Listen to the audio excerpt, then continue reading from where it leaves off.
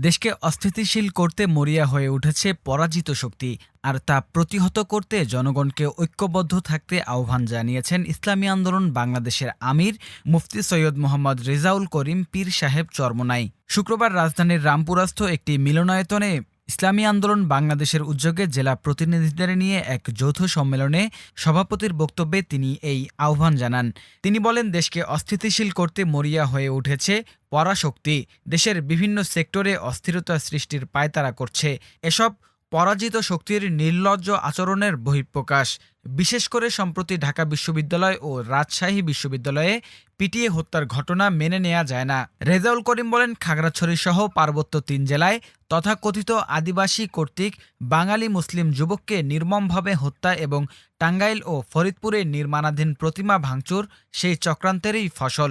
আজ জাতীয় মসজিদ বাইতুল মোকাররমে উত্তপ্ত পরিস্থিতি সৃষ্টির মাধ্যমে দেশকে আবারও অস্থিতিশীল করার পায়তারা চলছে।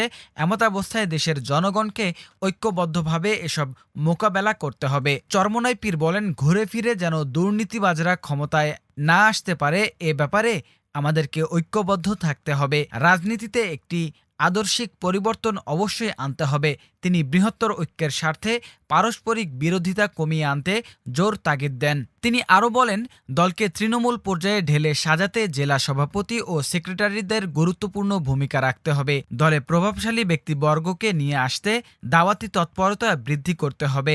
ইসলামী মন মানসিকতা সম্পন্ন ব্যক্তিদের দলে নিয়ে আসতে হবে।